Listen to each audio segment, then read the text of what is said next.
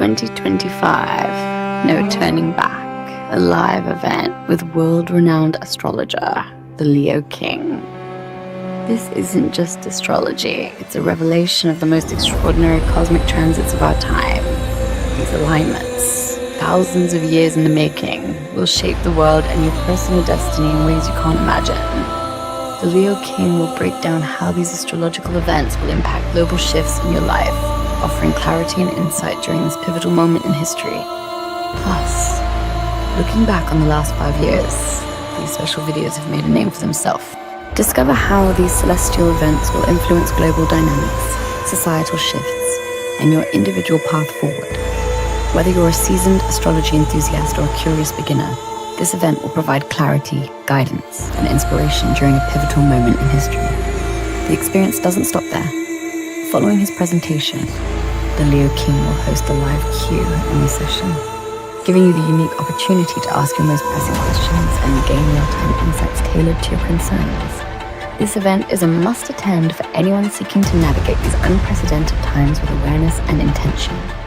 Mark your calendar, invite your friends, and prepare to embark on a cosmic journey that will leave you informed and empowered. Don't miss No Turning Back, a one-of-a-kind event that will define how you approach the future. Be there.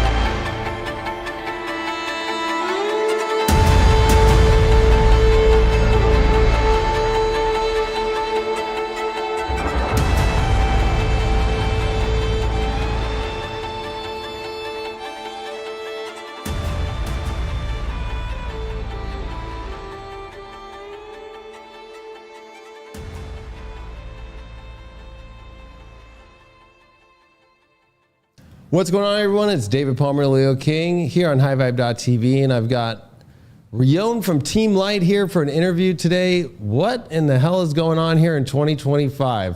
And it's awesome to have Rion here in the studio at the High Vibe TV studios. What's going on, brother? Good to be with you, man. Bro, what up? Here. I'm in the studio. I came in hot from the mountain. I left this morning at 5:30 in the morning. I drove through all of the traffic, and I'm here. No, there's a lot of huge world events going on, and I decided I'd come out here with my brother, crush a video. You know what I mean? There's a lot of intel and content that needs to be shared, and all of our friends and family need a heads up before it shows up on mass media, right? Right. Plus, Conscious Life LA. This weekend. This weekend you got a big talk. On Friday, dude, 8 o'clock, right? Yeah, I do. So, all the light workers are coming in. I know my brother Styles from iPyramids, Jason, he's coming in hot tomorrow with the whole crew over to a Conscious Life LA, and a lot of members have already landed in LA. But no, it's nice. Believe me, it's not easy to get me out of the castle in Sedona. I was like, I gotta get up and drive at 5:30. You know what I mean? I'm like, I know. I'm like, shit, But it's great because everybody's landing here right now. Right, 100%. And then on top of it, we'll be landing there again. Well, I will, and a bunch of us. Yes. Oh, it's a full-blown takeover. We ran through this at night, basically security protocols, making sure that, obviously the light workers there are protected, but obviously the right intent, because this really is the year of great change. As you can see, if you've looked at Elon Musk's X account recently, all of the disclosure stuff, all of the stuff that's been hidden behind the scenes is coming out. So there's a lot of other things going on upstairs, energetically, and obviously with some of the off-world assistance that we are receiving to push this forward. The goal being obviously the beginning of the golden age. I mean, that's what we're here to do. You know what I mean? That's what we're here to Well, the real one, not like the Roman idea of it, or even like, there's been other people that have tried to say it. Right. But this is really like the spiritual one. Yes, 100%. And I think that, you know, it's going to be fun to go into this convo with you because there's so much I have questions for you. You're on my show this time, so I get to ask you all the questions. Oh, yeah, I like it. But I just want to tell people, in March, we are going to be in Sedona. The event that's going down with Team Light, you know, this is the Rise of the Guardians, March 29th, 30th, at the most epic place in Sedona. Sedona's epic already, but to have the Performing Arts Center in Sedona, it's big time, fucking bro. awesome. I was walking, we did the walkthrough, and I'm looking at this huge stage and like 60-foot, 100-foot ceilings and all the screens, and I'm like, whoa, this is a different level. It's going to be different levels. So I just said put it on the screen. If you want to go, the link's down below, or go to teamlightstore.com, click on events, and you'll see it right there. Plus, there's post-conference stuff. It's going to be awesome. I'll be DJing out there doing a talk. There's so many good people that are going to be there. Jimmy Church is going to be there. Yes, we got a lot of just badass energy. It's like the rise of the Guardians. I mean, it's like, you know. That's all I can say. It's the cream of the crop as far as the consciousness, and obviously, you know, when we put the Rise of the Guardians together, it was really like, you know, almost like a download. It's like, get all your friends and family, get from all over the earth, get them in one place. And there's going to be a lot of like high level disclosure stuff. I know JP and Army Insider, my brother Riggs, and a lot of other guys are sharing information that the public does not know about. And my main thing, you know, being friends with these guys and talking to them, obviously, you know, behind the scenes is, well, how do we bring out some of this information to the public in like a cool, calm, and collective manner when, you know, and how is the public going to react when they find out that some of these technologies have been around for 80 years? Right. And, you know, some of these healing technologies and these modalities have been around for a very, very long time. I believe Dr. Stephen Greer stated that he has paperwork from 1956 when they mastered anti-gravitic travel. That was mastered in 1956. Yeah, which is wild. Which is just wild. And you got to ask yourself, like, what's the deal with the power plants and some of this stuff? And what's the off-world civilizations that are going on? And I forget the name of the one gentleman who got in trouble for hacking, I think it was NASA. You know what I'm talking about? The guy that was a white, yeah. Anyways, this gentleman that hacked NASA because he wanted to find proof of extraterrestrial life. And instead of finding that, he found off-world officers, their ranks, and how much they were being paid, and where their address was in, you know, on planet Earth. And he's like, "What is this?" Right. So, and then it was so high level that they basically dismissed the case because they didn't want that guy under oath going, "Yeah, this is what I saw." Right. So they just like get him off stage. You know, they like shut it down. So there's a lot of disclosure coming out, but I do feel the momentum right now. I haven't never felt this in my whole life. Like for the first time, it feels like everything that we've kind of been waiting for is actually happening, and it's like watching a movie. Yeah, that's where I want to go with you, and to start with this. Number one, you know, you've been doing this a long time. You and I met over a decade ago. I don't even know how many years now, but it's definitely a whole Jupiter cycle of 12 years now. But what got you into this? Because where do you think you are now from what got you into all this, and then like where we're at now? Like, what's that journey been like for you? Because to say something that you just said, it's a heavy weight, because it's not like you just started doing this yesterday. No, yeah. You know what I mean? Yeah. Okay, first and foremost, hello, greetings. No, when, you know, I woke up at 19, I think year 2000 in Greece, third eye came on. I could see for 3 days. It was too much. Shut it off. Went to bed for 10 years. 2009, turned my third eye on again. I had this technique I developed staring at a candle. I had the same And that experience. Was the first how to astral project video ever loaded on YouTube. And that was in 2010. Kind of got a lot of eyes on me back then, and you know, me being who I am, just I mean, a lot of eyes, by the way. There was a lot of eyes, good and bad, let's just say. And knowing that in my heart of hearts, you know, I'm here to serve the light, I chose wisely, let's just say, keep that simple. And from there, you know, it was really kind of like in the same way when, you know, This is how I can say it. Like when there really are big events going on Earth spiritually or energetically, a lot of us light workers, we make videos to discuss, hey, there was an activation, or hey, there was a grid alignment, or hey, this is what's going on, or this is what I saw in the astral, right? Or I saw through my third eye. You know, people are remote viewing, right? These are some of the events. Especially right now, remote viewing is a very big, hot topic. People are seeing stuff and prophetic visions and whatnot. But the main thing for me was that when we were doing these activations and working the grid, I realized in the same way that, you know, the dark hats were putting stuff in movies. Right. Yeah. You know what I mean? Like they're like, this is what's really happening. You put it in a movie and everyone goes, okay, right. I'm watching a movie. I felt like it was our job when we did real things to like video it. And a lot of my old missions from all around the world, gosh, I've been around the world about 13 times, and just doing an activation, going to a sacred site, you know, meeting the deities, my third eye's on. I met these beings that a lot of people, you know, speak about, and especially in meditation and prayer. And doing the work behind the scenes, doing the video stuff, I mean, it's cool. But, you know, a lot of the stuff that we were doing behind the scenes, that was the real mission. Yeah. You know what I mean? It wasn't like, oh, I'm the guy in the camera. I'm like, nah, dude, I'm the guy that actually is behind the scenes, that actually sat in front of a camera.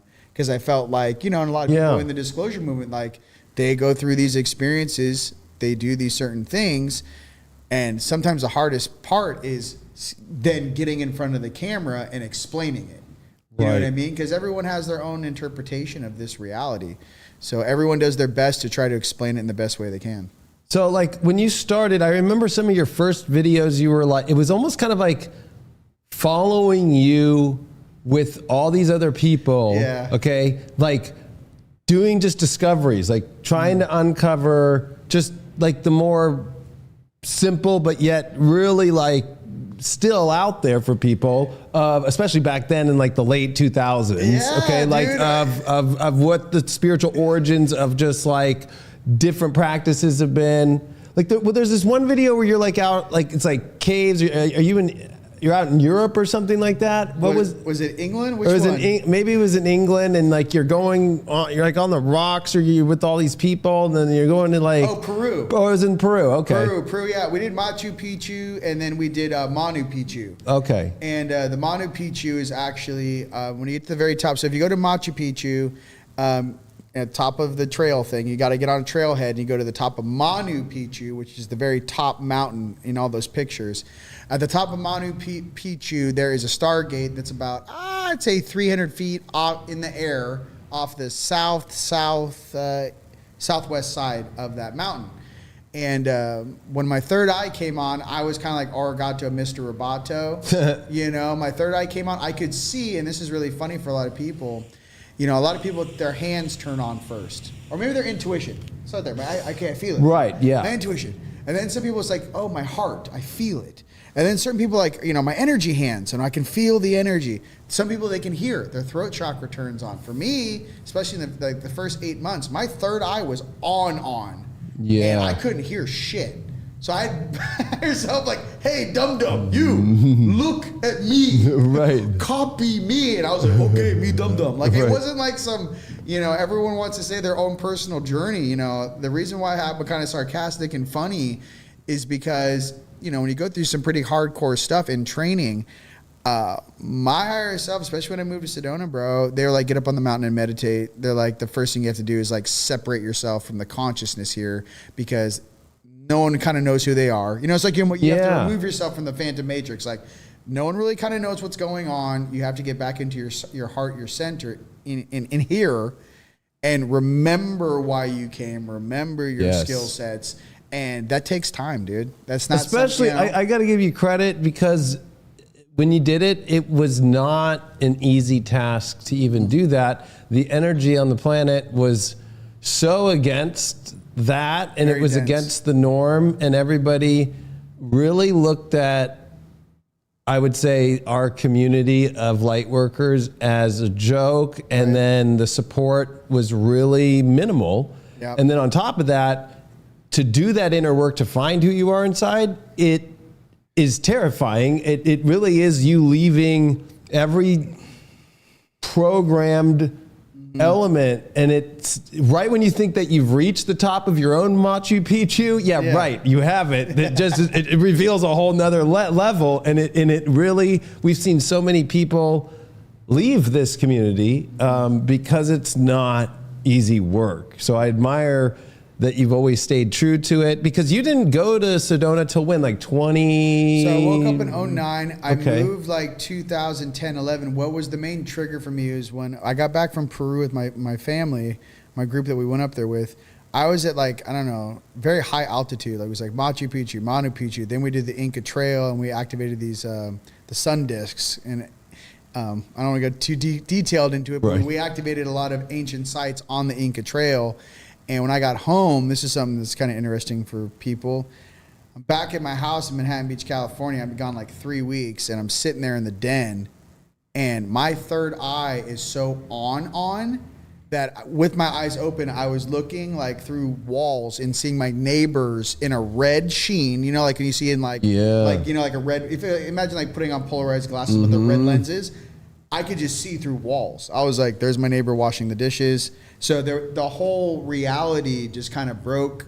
Especially that you're a Pisces too. I mean, like, for those that don't know. Yeah, I'm a Pisces. So it just, and I was very cool and calm about it. And my highest light just said, hey, your vibration's too high to live here. Right. Like this level of reality is over. Like you need to go to Sedona where your family is. And literally I had people in Sedona that had just moved there. They're like, had a room for me. They're like, it was like move. But it was really more of like a density thing. It was like my gifts turned on too strong. It's like, that's all I can really say. It's just imagine that every time you see like a red hue and there's no more walls, you're just seeing through almost like Tron. Kind of viewing like Tron. Like everything's energy and you're just seeing through everything. Well, I think it's interesting too, because when you went out there, there's like this weird thing about the spiritual community. There's like the first wave that really did all this work, and you were that second wave. So it was not only just you going to a spiritual place, but also bringing this new vibe into Sedona and this new energy in. And it was really crazy. All of us part of that second wave, this new wave, because then there was also like the pushback from the spiritual community about understanding a lot of this stuff. Like, it was really wild. We were more like galactics. We weren't like, how they explained it to me is like, the harmonic convergence. And a lot of people moved to Sedona and had houses there that were spiritual community. Right. And when we showed up, I just felt like a group of us, when we woke up, it was like Galactic Command woke up in human suits. It wasn't like, I'm having a spiritual Kundalini activation. Right, yeah. It was like, no, you're awake, get to work. Like that. It was like, I felt like a Sebastian video. He's like, I gotta work. It's like, don't you want to enjoy your gifts? It's like, I gotta work. Right. I gotta get on an airplane. So I was gone, bro, every 60 days on 60 days. For almost 8 years straight, 8 years straight. I was gone every 60 days, someplace on Earth, activating someplace, gridding locations. And I got I'm sure 60 minutes of every day, because there was also this feeling during all those times you described for me where I'm like, I'm not even here. Yes. And then you have to I have journals where I'm writing in it verbatim, like I'm not here anymore. Like it feels like you literally have to leave your body, and that's the scariest part. It's the most anxious feeling. That's at least what it was for me. But it's interesting that it is. It's kind of like the passage through that has to happen, and at the same time, it wasn't like you just did that. You also came up with Team Light. I mean, and then in Sedona, creating all the events that you did in the time when nobody was, so what gave you, when did you know inside to create Team Light out of nowhere? What was that calling that told you to do that? So when I first started waking up, we used to do these Skype calls. This is cool. No one really knows this. The original 7, 8 core members, when I made that How to Astral Project video, we started reaching out to each other, and we were living in different parts of the world. So we'd go on Skype, I believe, back in the day. Yeah. And I don't know how many little boxes you could put, on the screen. Right. So we talk about consciousness, and literally as the sun was going down, people in other countries were falling asleep on the camera. It was 2010. It was super dense, dude. Yeah. And I just remember one of the main activations I believe we had to train for were Serpent Mounds, and we flew out and trained in person. I rented out a place in Hermosa Beach, and we all just trained out there. And I always knew it was a team. It was almost like to get the job done, especially some of the activations. And a lot of stuff was battling stuff for your own protection as well.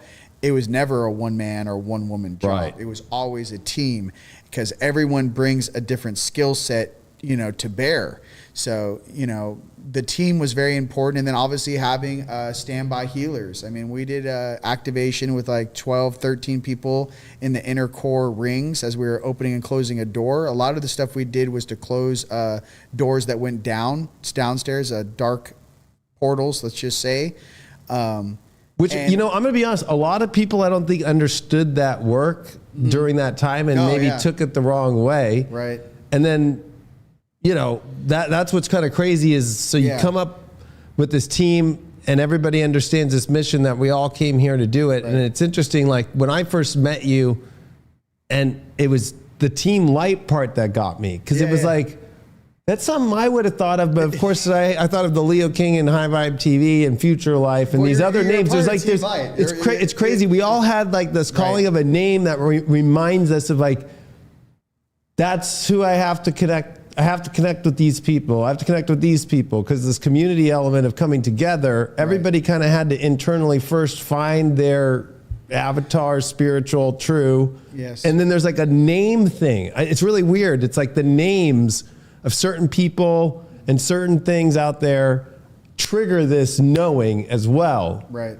Does that make sense? No, 100%. And the thing too is like, listen, ladies and gentlemen, I'll be the first one to tell you, like, I wish I didn't have to go through some of the stuff I went through. I wish I didn't have to see some of the stuff I saw, but I also am here as your brother to say that I'm glad that I did it. And so you didn't have to. Yeah. Some of the stuff and the things we were fighting and stuff, it's like, that's not for everyone to deal with. And it's not really me dealing with it, mind you. I think a lot of us have past lives, and wherever, Starseed, Angelic, the 144, wherever you herald from in this universe, you came with these skill sets. I did not learn these skill sets here. Right. This is something that, higher self jumps in the suit and all of a sudden you can handle it. And I think that just doing that over and over and over again, man, I've been at this, 15 years. It becomes, you become more powerful, but at the same time too, to be honest, it's like, since we were all kind of leading each other and we didn't know the direction, me sitting here now, I'm a completely different person. I wish I was this person, then, right. You know what I mean? Just to be able to explain things. Hey, this is what we're going to do. This is what we're going to see. This is what we're going to experience. This is how we deal with that. This is how we contain that. There's a lot of stuff that I didn't have the words for. Yeah. You know what I mean? I don't know. We're going to do our best, but a lot of the training that we did, very interesting enough, dude. I know 2 or 3 members on that squad that when I saw them like 3 or 4 years later and I started like bringing up an old mission stuff, they just looked at me with a blank face, like they had been completely wiped. And I'm sitting there like, dude, I got footage of this guy doing crazy, like moving energy in the ring and he just nothing.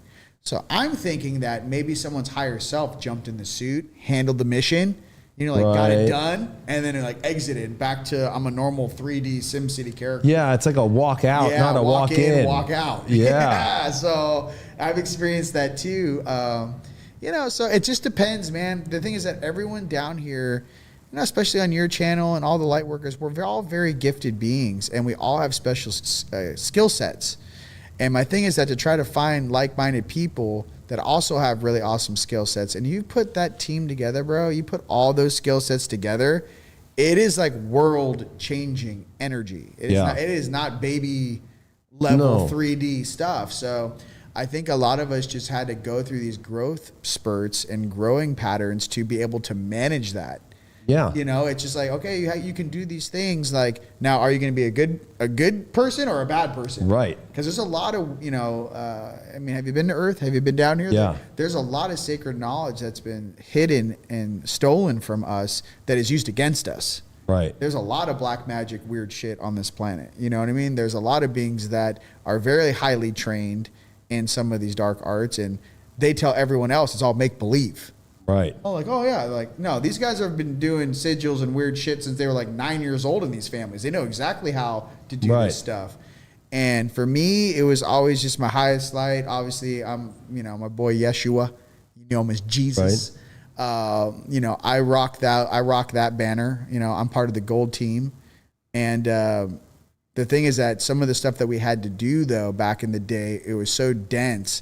I mean, to even think about this, like, imagine going through a haunted forest, like somewhere, like say when we were in Ohio. Mm-hmm. And imagine like you're just a guy, with a shotgun, or whatever, you're driving through this Mirkwood forest, and you just feel like I gotta get out of here. Like there's something going on. You know what I mean? In this I don't know what it is, but your hair is standing up. Yeah. Now imagine being the type of person that actually has to go in there and deal with that. Right. Like imagine being the person that actually has to go into the haunted house and knows how to deal with that thing inside. And that's where, for me, I mean, we've watched all these movies and X, Y, and Z, but like there's a lot of things. It takes years of training to be able to do that, and wearing specific gear and knowing how to use it. So my thing is that like everything comes as fast as you can take it.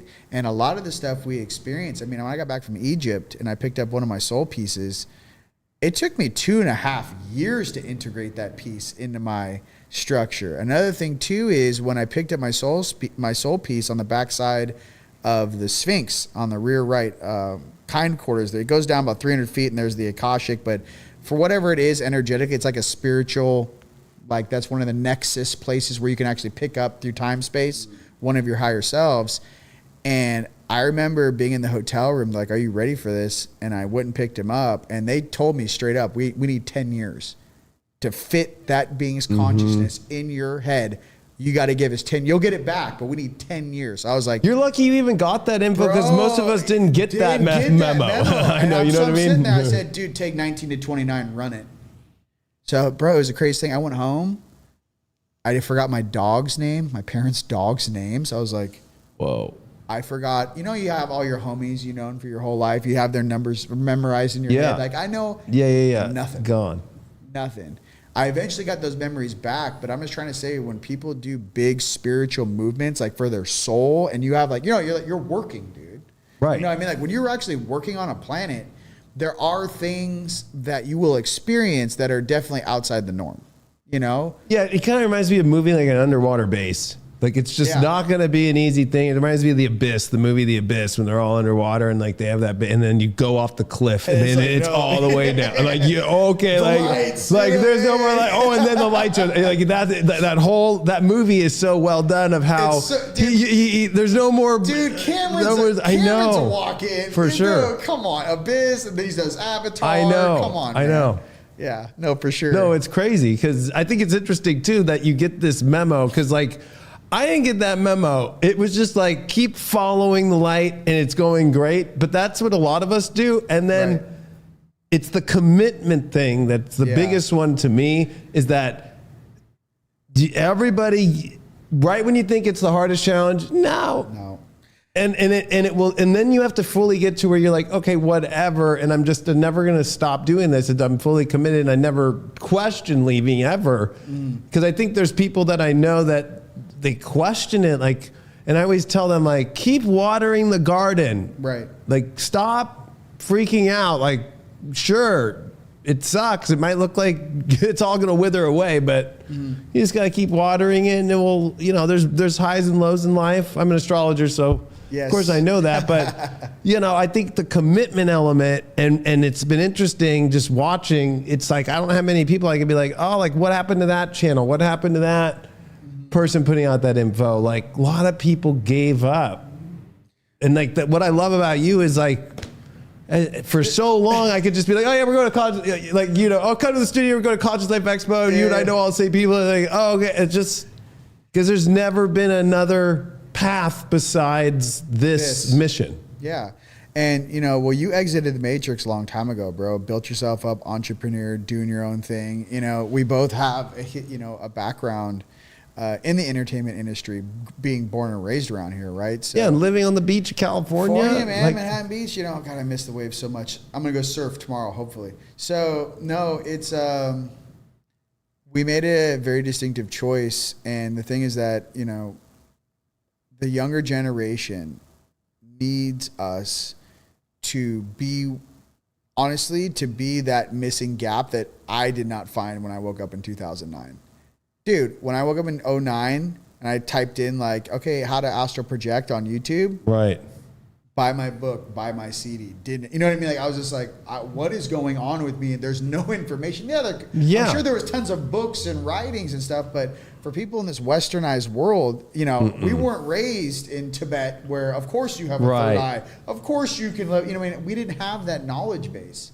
So we had almost deprogram our subconscious and conscious minds to be able to uptake, oh, wow, this is the truth. Yeah. We've been so programmed, right, that it takes a lot of willpower to do that. Not to mention, what are your friends and family going to think? You know what I mean? Right. Okay, all of a sudden. That's a big one. Yeah, and that was definitely something in the beginning. I always had the support of, my family. Obviously, my dad did not know what was going on.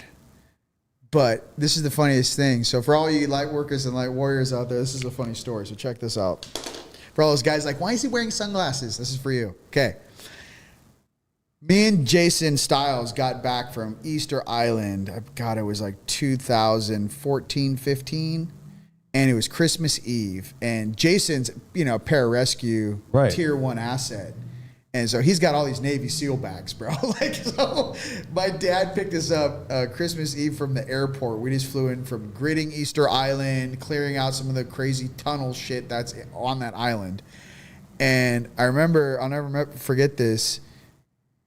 We're loading up the back. My dad's in this truck, and he's Jason's got these big Navy SEAL bags. We're just loading up, and we get in the car, in the truck, and my dad just looks at us and goes, "Son," I'm like, "Yeah." He goes, "This is what you do."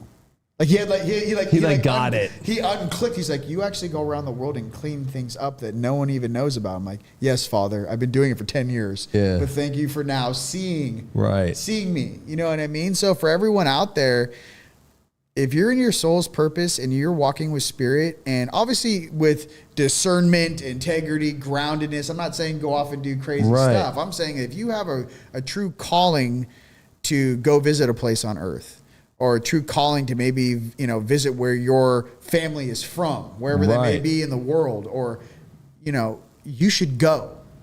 You know what I mean? It's not to go to Ibiza every single summer. It's hey, maybe you should go see where your heritage comes from. Maybe you should go see the sacred locations on earth. Maybe you should do something for your soul and not just the experience. So I love that.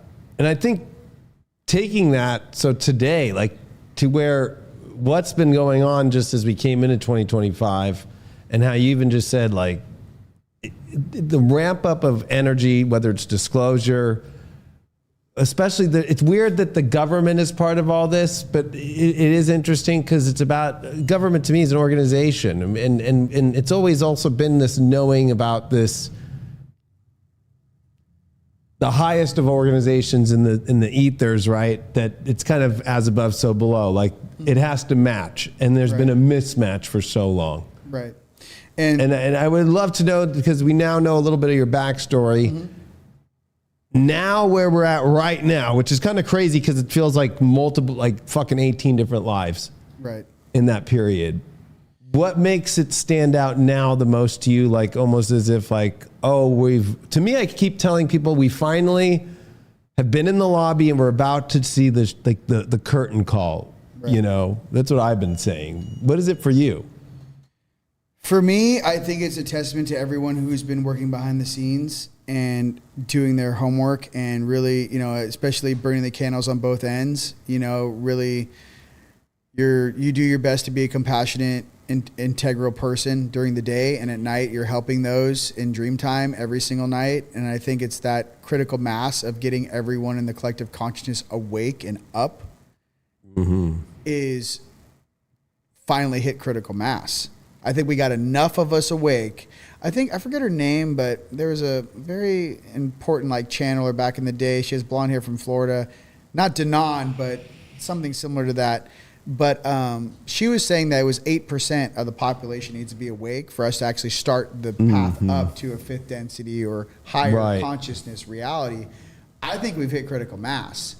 And I think since the speed has picked up such, I think we're over that target and we're still going up. So I think the more and more information, because now the energy and the light can get in. Yeah. Now people actually want to know what's going on with their finances, when before they're like, oh, that's the government. I trust them completely. Right. Well, then COVID. Right, exactly. And I guess, do you know what I mean? So I think it's everyone kind of waking up and going, this logically doesn't make sense anymore. Like, you can't explain this to me how this makes sense. Right. So once people's critical minds turn on and their logical kind of constitution turns on, and when they see real things happen to them and their friends and family and the people they care about and love, then it gets real. And I think it's gotten real enough on this planet that it's time to make some serious changes. It's on, you know? Yeah, and it's interesting because it's been this wake up that, of course, that's what we were saying 10 years ago. Because I think we were seeing that 1%, that 2%, that 3%, 4%, and then 5% turn on, right? And then it kind of also went backwards a little bit. And then, to have, I think since 2020, it was kind of weird because there's been this like backlash too. There's been, I love The Matrix because it's like the best way to describe things, just watching people turn into agents out of nowhere. Right? Like, and go really against it at the same time. Like, you're fucking crazy, like, So there's been a lot of that backlash. Right. So it's interesting because it's just that 8% and even probably more that's awake, while there's still a huge amount of backlash to this. But it's really just a subconscious defense mechanism of like, I don't understand what I'm seeing and I don't want to go through that work. I don't want to question it. And it's being pulled away from me, but I don't want to admit that that scares me or something like that. What do you think it is? While I go brighten my camera now that it's getting darker. Okay, so I think it has to do with people being brave, people expecting more. For me, I feel it's the divine right of those to protect one another, and you always have the right to defend yourself regardless of any situation. And I think that those of us who have been working behind the scenes and now in front of the scenes, it's our job that have, gotten to a certain level to protect those that maybe just be waking up. Yeah. And how I feel your job is so vital right now is giving everyone a heads up. People trust you because you're delivering it like, hey, this is how I see it. Here's the news. I don't believe the bullshit they're putting on that television. This is what I think's going on. We need more of that because that's actually going to help the mass awakening of everyone seeing it. You know what I mean? And people need to also realize, like, on these certain platforms, on television especially, look up the original patent for a television. It is a mind control device. So there's needs to be some sort of cross check where, listen, we were all in our early 20s back in the day. I know me and you, I was like, I woke up with Good Morning LA, on my TV, going to high school, you know what I mean? And then it was like MTV. Yeah, it was just MTV. And I literally feel like programmed. We were like programmed. 100% programmed. Looking back on stuff, and for the new generations that are coming up right now, I just feel it's our job as kind of the OGs. I mean, me and you are right around the same age, meaning that we're the OG crystal generation. We're the youngest indigo, the oldest crystal. Right. It's our job to make sure that, we steer our friends and family and the people we incarnated with in our generation around some of these potholes that have caught entire generations doing donuts for 60, 70, 80 years.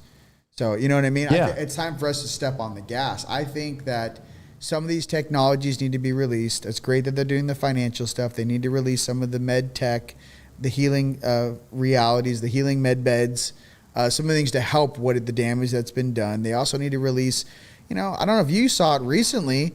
There's guys putting hydrogen fuel cells in trucks and driving them around. I'm sitting there going like, I'm just going to buy a new car and go see Hank in Phoenix, and run the, 25 gallons of pure water and just have them hook it up. It's just weird that these guys are doing that and on Instagram right now, But the car companies are still trying to mine lithium? Dude, so I don't know if you know, but my dad started a hydrogen fuel cell company, and I worked with him on that in 2008 and 9. We went public, made it a public stock, and we made a deal with 4-wheel parts to have it installed in anybody's car, and we increased everybody's gas mileage like 50, 60 miles a gallon, and all you had to do was add water in your tank, and it was only $1,900 to install on any vehicle. And they shut it. The DAR came in and shut that shit down. Damn. 2009, and especially if you don't remember, that was when gas was at the beginnings of $4, and we had never seen that before, right? So it's interesting that this technology, if you think of it from that standpoint, and you know, if people want to see it, I could post the YouTube video of my dad on public TV, like about the stock, everything, and all that shit. And I used to sell those and sell stock for it and all that stuff. And it's crazy because we're now in a time where it's like, that seems so new, but it's not. That's how you know that there's so much technology that's been around forever. Going to the TV, for example, they even have changed with all these new LEDs like to RGB, which is not natural color, right? No. And so that's messing up, creating cyan and magenta. Right. And like you see that, like, you know, I'm just going to say it, like in the trans flag, for example, it confuses people because those aren't the natural colors. If every color, like gold, right? For example, the sun, like, you know, like, and that's where astrology comes in, and alchemy and all these things about understanding the colors, right? And understanding like copper is Venus and all these, that's the original periodic table of science wasn't the one that we see today. It was an alchemical one. It had planets on it. Right. Right. So it's like we're at this place to where this is like, people are watching their phones and they don't think it's frequency when yet they're bragging about 120 hertz now on everybody's phone, you know, for the screen. Like they're speaking to you in frequency now. Yes. Right? Like 100%. Like they're speaking to you in it, and people have to realize that through that and through the colorings too. It's like also the way that this fucking the LiDAR red light scanning on your face 24/7 on your phone affects your cells in your fucking body. So it's at a point to where A, you can be afraid, or B, I think this is what might be a fun bridge in the conversation, is how do you get to a fucking Rise of the Guardian level where you know how to live in this world, because you can't escape it all. Like the one thing I think I did for maybe like 4 years was go, you know, I quit caffeine, nicotine. I quit eating meat for a long time. I did that. I think every spiritual person gets to this moment where it's like, I fucking tried to remove everything and I actually got worse. I was like ungrounded, 30 pounds lighter than me now. I was anxious as a motherfucker. I was just drinking fucking cleansing fucking juices and shit. And I was like on death's door, actually. You know what I mean? Because I was trying to avoid all the shit, right? And you can't avoid everything. No. But I think it's like, how do you let it, it's about how do you tune yourself to where, it's happening and it's not going to affect me. Because a bunch of people are wondering, why are so many people sick now? Why is there cancer rates? We know there's the jabby jab, but you can't just put it all on just that, because there's so many other things happening in other places. Right. I mean, you know what I mean? Bobby Kennedy's, you know, right now trying to clean up our food. He made it in by one vote. So I know. Let's go. I know. You know, some of the greatest soil in the breadbasket of the whole planet, and we're just GMOing ourselves into oblivion. And fucking the earth up. The soil is gone. You know, there's the nutrients. Other agendas that are not human on this planet. That's going to be at the foremost, and that's the thing they do not want people to know. They like everyone thinking this is a government human on human separation of church and state thing. It is not. There are other forces on this planet that aren't really huge fans of humans that have been here longer than us, and that will also be disclosed. There are guys right now dropping intel videos that were in the military that they are given handbooks. They know the 4 or 5 other species that we're interacting with on the military level. Right. Now, what is the MO of that to the population, the civilian world? Right. And how does that affect us? And how does it affect us if we knew, per se, I was thinking about this, honestly, on the way over here. Yeah, So we're not going to get blocked or shut down on No, this. Okay, no. because listen, I've been on cooldown on Facebook since 2012. For you guys that don't know what's up. Okay, so I just thought Ice down. They tried to ice that shit down. I got the inside scoop. Like, you've been on cooldown since 2012. Okay, so I was like, great, it's fucking 2025. So I thought to myself, you know, okay, the different races on this planet, fantastic. Let's start here. Why can't we release Dicenian glass to the public? Mm-hmm. Why can't they say, okay, here's how you make it, send it to the sunglass manufacturers in Thailand, go ahead and make 15, 25 million pairs of blue lens Dicenian glass. Right. And why doesn't President Trump, when he goes to all of these meetings, not have a pair of Dicenian glass reading glasses that he can put on, and when he stares at every single other person in the room, know who's ensouled and know who is not ensouled? It's because we deal with the spiritual nature of reality, right? So I'm like, hey, if you're a reptilian, you got a soul in there, hey, there's some sort of checks and balances. You know what I mean? With any soul. There could be a bad Palladian. You know what I mean? But you got a soul in there that's learning. What happens when you go into a room and 5 of the beings got no soul? It's just black mist. You're like, is this a biological robot? Is this a clone?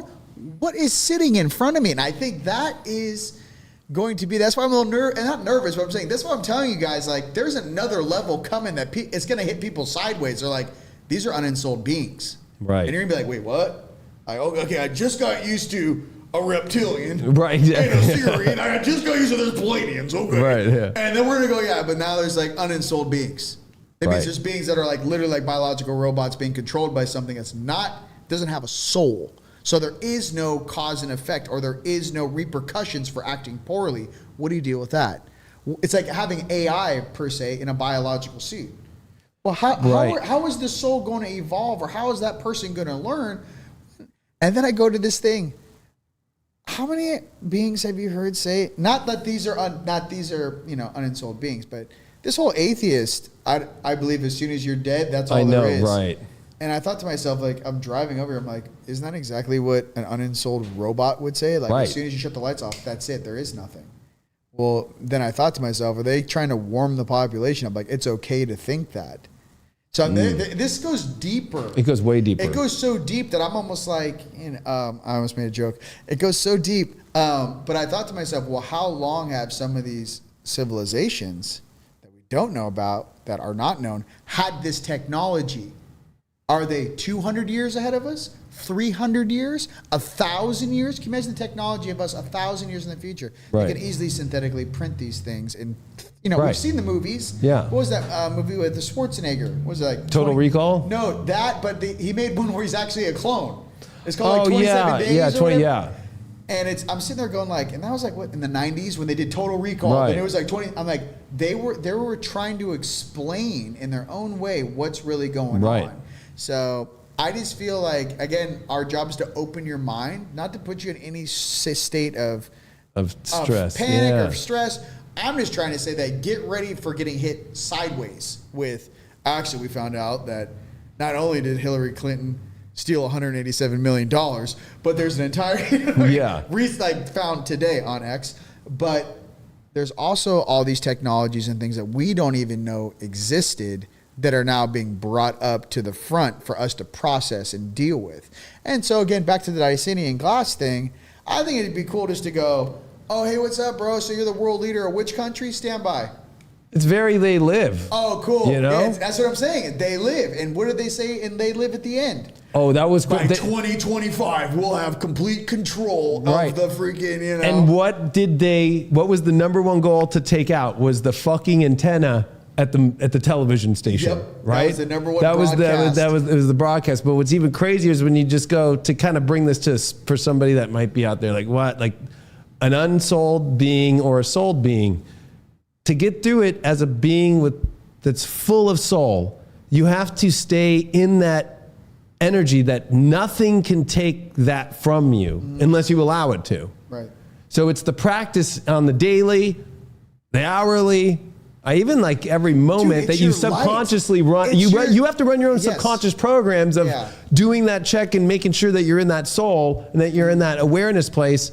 Because to me, I feel like, okay, we are electromagnetic. We are all the energy that they're throwing at us in different weird, and that's what's so weird about this unsold energy is it does tweak the frequency to things that don't make sense. Yep.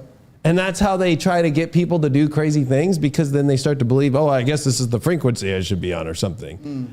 It could be that, or it could be, I think it's important right now, 'cause especially planetary wise, we're seeing massive amounts of changes, and planets themselves emit their own frequencies. They emit their own sounds. They are their own living soul, ensouled planetary bodies. Right. And so when you see some of the stuff that they try to put out there in the astronomy world, you can look at it and be like, oh, that's kind of good, but I don't feel anything behind it, because is that fully a developed soul behind that entity we see in the stars yet? Maybe not. It's still in development, but or it's just trash, I call it. There's so much junk up there. Right. Of beings trying to be creator beings that aren't. And that's the other thing, is that there's this creator being kind of falsity that's trying to create the atheist kind of style movement. At the same token, right, that's creating false, not in alignment with soul beings, and it's junk at the end of the day. You know what I mean? Like, Bro, it's like, are they the Agent Smiths created by the Phantom Matrix? yeah, Are they the ones that are the jailers of this place that are looshing off our energy? yeah, My thing is that this is really funny. I really don't have issues with any being, spirit, good or bad, on this planet, as long as they're in the same lesson plan. No matter how ancient you are, no matter what you did, as long as your soul is evolving and learning, right? We got something in common. Hey, I got a soul too. Hey, what's up? Oh, so you had to incarnate how many times to pay that tab? You're like, oh, at least 15. Whatever it is.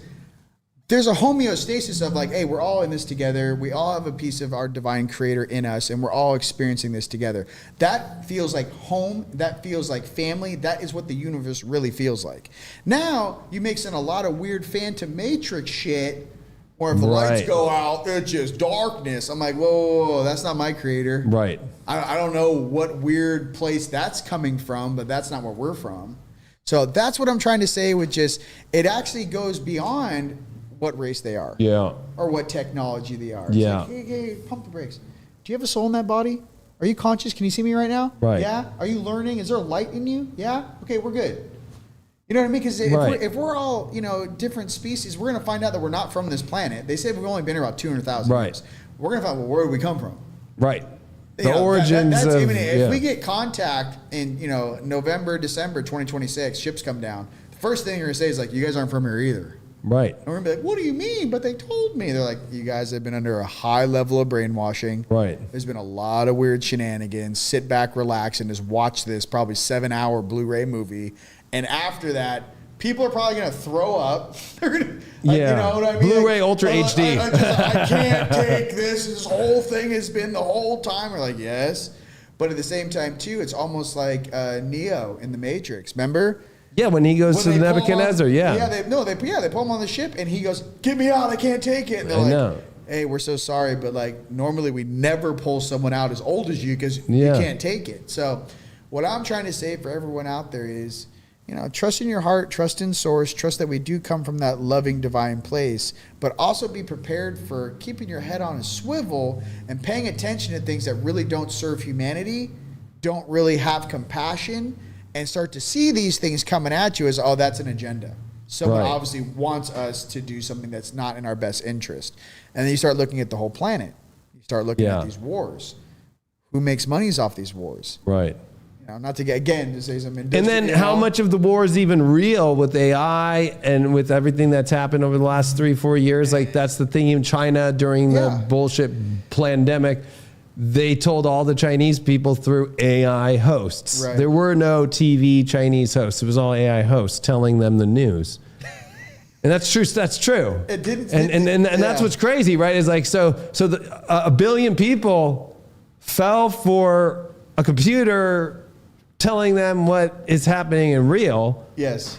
And so you have to look. You have to be willing to look in the mirror as a country or as your own self and be like, "Am I falling for that?" And I think the the part where people get to that really dark side, which it's not the right side, is like this obliteration kind of thing, where it's more like what we're seeing right now, people freaking out about the government going to downsize, right? Like we'll take a common sense basic thing, like the money, the debt's so high, we're all using fake money anyway, right? Like, you know what I mean? And it's not even going to anybody that pays for that through taxes or anything, right? It's like just going to all these crazy things that actually the deeper you go down those little rabbit holes, which isn't even the big rabbit hole, but they're still rabbit holes. They're still rabbit holes. It's all funding the crazy shit that is weird. So it's kind of like some people are freaking out about it right now. That's just the tip of the little iceberg of that kind of, it's more like, hey, what if we were on this, and I'm not saying it's true, but like, let's say we're on the Titanic and it's sinking, but we're all not going to die. And there's a little lifeboat and it looks like this sucks.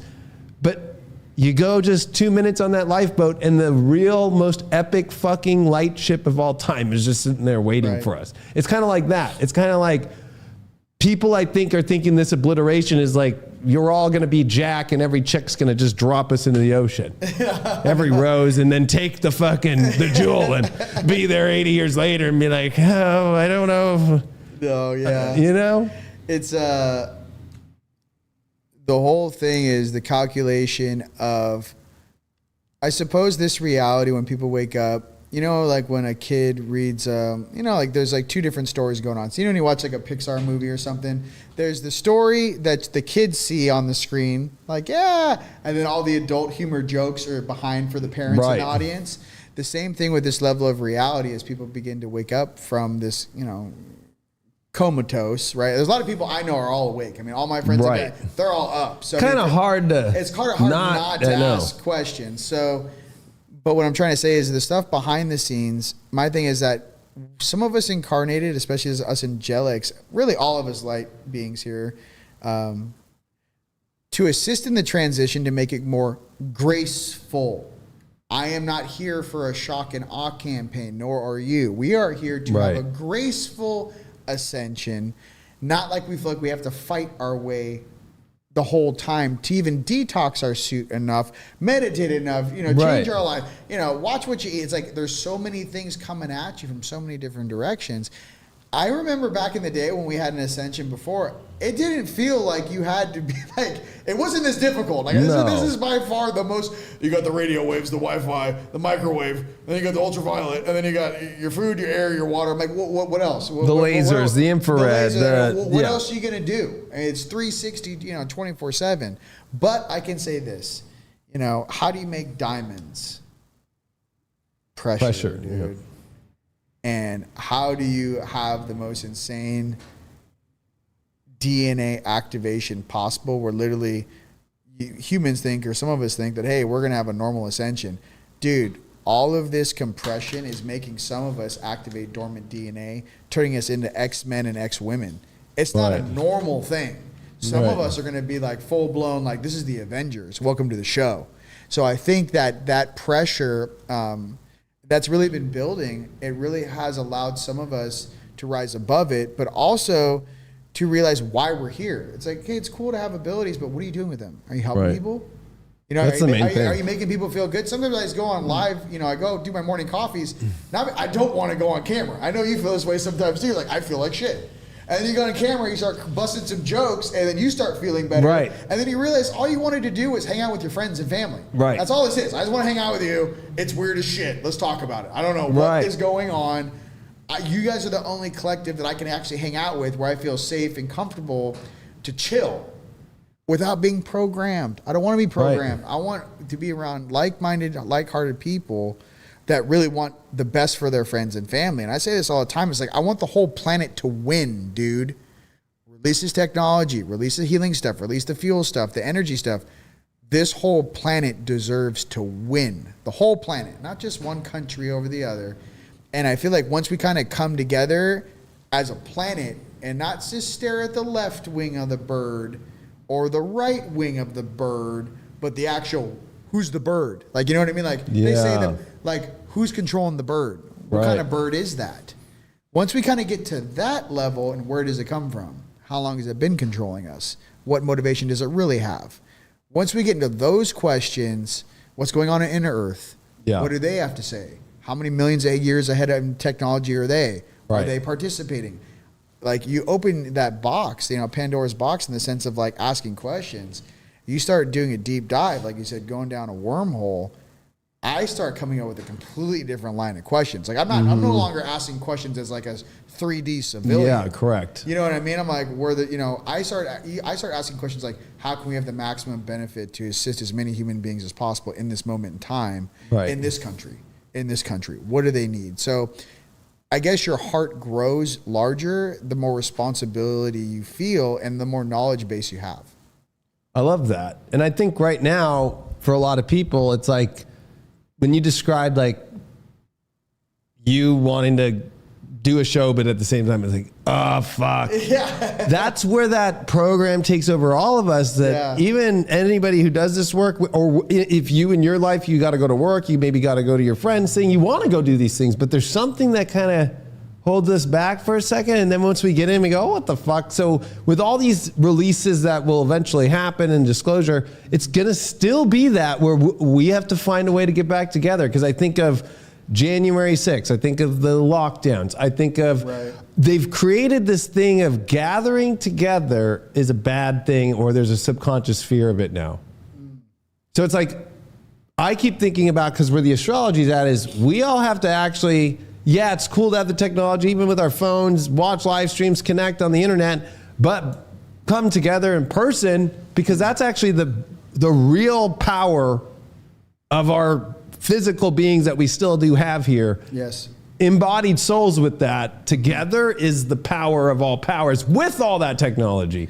100%. Like, so that's, I think, where as an astrologer, I'm trying to help people see like, okay, like it's going to be how we have to still find ways to drop boundaries with some people that it's like, hey, I love you, but like you're too much, or we're not on the same page, and that's okay. And then also drop boundaries where it's like, hey, I'm a little too much separated from everybody. Right. We're all like in a weird space with that. And I think, January 6th to me it was all about scaring people to go to the government to quell a voice, just put their voice out there. Bro, or lockdowns in order, I feel more safe if I'm on Zoom than ever going back to, meet somebody in person or go, because there's a lot of people I know that are still caught up in that, and they're not even COVID freaks, but it's like the subconscious kind of shit that the media and everything did over these last 4 years, now coming into 5. Programming. You know what I mean? Yeah. Because like all this information is not going to do shit unless we all use it together. There's going to be a use case scenario, and that's going to be the interesting part, is how do we all start coming together? And that's why I like the event that we're going to be doing in Sedona. Yes. And like the one we did last year with the total solar eclipse, it was just like nuts. I mean, anybody who went knew it was super special. It was so special, and it was so powerful, and it was so healing on its own, without it being so directly like, I'm healing you. And there's that problem of like, you have to be healed. And I was saying to somebody in High Vibe the other day, it was like, with all this frequency stuff, just because somebody's doing a sound healing doesn't mean it's the right thing either. Right. You have to also tune in within yourself and go, okay, like, is this something that's actually, right, really common sense resonating and for me? And some things might not be, so you don't have to listen to it. I think that's where you take your power back now, is like going, just because it's trending doesn't mean it's the thing. Right. And I think that's the dark side of this Pluto Aquarius, is whatever becomes too trendy, that's where the question marks got to be more. Right. And you know what I mean? Who does it benefit? Like, look at the celebrity world. Like, we all fell for that shit when we were younger and shit. Yeah. I don't know. It was crazy because I watched part of the Grammys just this last Sunday, and I was like, kind of thinking, let's see how the gauge is. It was like a gauge. It was worse than it's ever been. Yeah, it was crazy. So I know right now there's all these movements and it feels great, but there's still that power that's like, I'm not letting go of this fucking control energy. Right. What do you think about that part of the story of like the dark forces right now? I mean, they're desperate, but they also are pretty cocky right now, I think specifically that our creator is making the game so obvious that if you can't see the complete bifurcation and differential of the beings that you want to be or hang out with and what you thought was the projected version of what you wanted to be, that discerning choice is something that every single soul on this planet will one way or the other make. You know what I mean? Like, are you going left or are you going right? It's not, you know what I mean? That bifurcation, that line in the sand is real. So there's a lot of beings out there that made deals. A lot of those celebrities made deals, signed contracts, did some negative things to be where they are right now. Many of which, I'd say about 88% of them are still right now actively trying to get out of those draconian type contracts and agreements. I've even seen videos recently of some famous singers that came out on TikTok, and she's like, I sold my soul. I don't know what I did. I forget her name. She's like a singer. Yeah. So, I mean, as an angelic. Well, I don't think you're the kind of guy, and I'm not the kind of guy, and a lot of people I think that we, talk to and resonate with aren't really have our playlist of the top pop shit happening right now. You know what I mean? Like, I have no idea. I could be, first of all, I have no idea who's top. I know, exactly. Me neither. I don't even know who's playing in the Super Bowl. I don't know if that's bad. No, it's fine. I don't know either. We got other shit going on that takes precedent. So, no. But anyways, I'm just trying to say there's real stuff that, I believe that evolved souls, and some of us too that are old souls, I think the most important thing is just to remember your true age and what you came here to do, and follow through with what you agreed to accomplish upon incarnating on the planet. Like, if you go back to that main choice, like why I'm here, right? You kind of stick that. It's like if this is gymnastics, right? Yeah. And you just bang it, 5, double, triple, fucking backflip, and just pop, and you just stick it, and you're like, got it, and you're like, okay, now go back to whatever you want to do. You stuck the landing. So what I'm getting to is stick your landings. Yeah. Finish strong and become the true embodiment of that light on this planet. Because we've been to many planets. Our souls have been to many planets, experienced many different things. And I feel for some of us working right now, you know who you are. It doesn't feel like it feels like you're at work all day and all night here. Just remember that great vision, and remember that you were always truly loved. You were always loved more than you could ever imagine. Only the strongest showed up here to this planet to help during the great transition of this planet to a higher density. The entire planet is shifting, right, as we go through the different ion belts right now. And just remember that if you weren't strong enough to do this, you wouldn't have come, and they wouldn't even let you come. This is for the strongest of the strong, because everyone knows that this keystone planet in the multiverse, right, whatever definition or vocabulary term you need, is very important to the future of many different realities. Yeah. And I think that's why you're seeing right now so many things. What, Trump has signed 326 executive orders. Is that normal? No. They're now opening up the treasury and all the books and everything they've been doing. Has that ever happened in anyone's experience that's watching this? Our parents are never. This thing is going down right now because they're trying to prepare the population for more new things, positive things to come. Our job right now is to not fall for another black swan event. Yeah. Don't put any weird juju in your body. No more jib jab. No more. If you did unfortunately have that happen, there's plenty of spike detox things you can Google right now and get that stuff under control.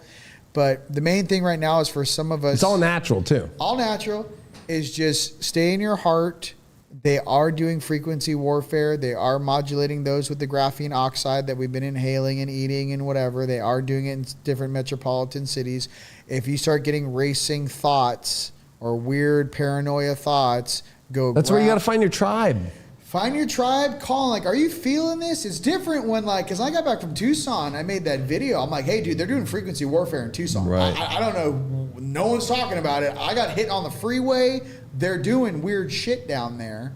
And when you see things, what you can do for your family is call it out and then go, okay, this is how you get the heavy metals out of your body. Here's some good detoxing techniques. It's not just to shout something out. Try to shout something out with a complimentary answer to assist those going through it. Yeah. But the main thing to know is when you're being messed with is if you know, oh, we're getting hit from noon to 2 o'clock the day before. Right. When it hits, you're like, oh, I see what you're talking about. I can feel it in my plums.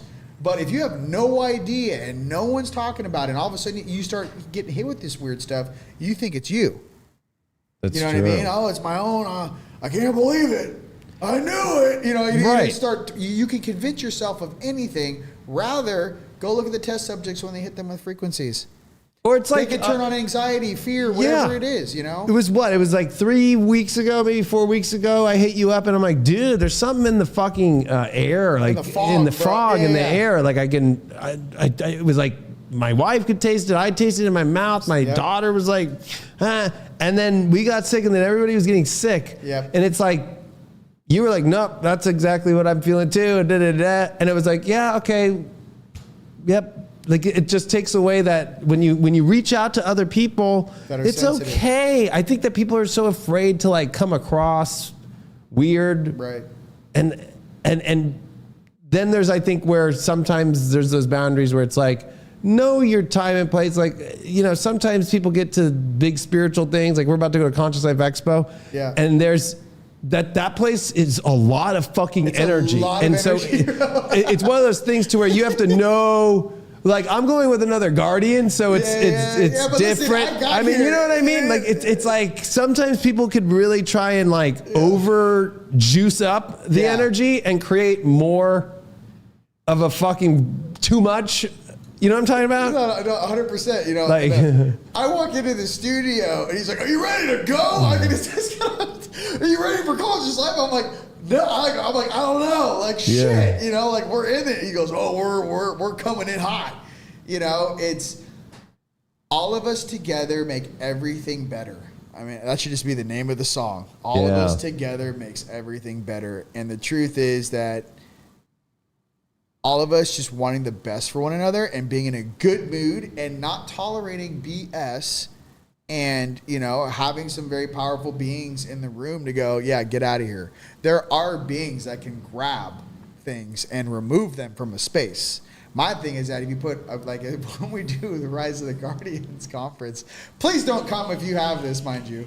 But I remember in Bastrop, I was like, I can't even remember how many beings, night side dudes were just bagged and tagged. I know. Not anything like there wasn't like a healing going on. It was like, it was such a protected sacred space. Anything that came in got adjusted. Yeah. So it's almost like if you brought the like family blood demon from 1700s in there and it's sitting on your shoulder like a gremlin, toner, someone just went whoop and just snatched it. And no bias. I mean, it's just like clear. It's really for our own security, but I think it's funny, you know, people are coming in there like, I've been drinking for 35 years. I got like a treasure trove of gremlins with bags, you know, like we're coming in. And, you know, there's some beings I know personally that are going to be there that'll just clean that shit up because that's not tolerated in that space. So I feel that Conscious Life LA, yes, there's going to be a lot of light there. Yes, I'm excited to support with that. But, you know, with the Rise of the Guardians conference in March, there's something very special. And now, as the Leo King astrology, can you tell us a little bit about March 29th and that solar event? I mean, there's supposed to be like a mini solar eclipse on the event on Saturday, right? Yeah, I mean, it's an annular solar eclipse. It's interesting. We're doing another event on a fucking eclipse in Aries, random. So it'll be the last Aries eclipse for the next, 8-9 years. But it's the most intense. Neptune coming into Aries. Last time that happened was in 1860. Okay. Right after Lincoln became president and the South seceded from the Union. Oh, okay. So it's really... So one thing is we have to remember that the more the media, because Neptune rules the media. Okay. Right?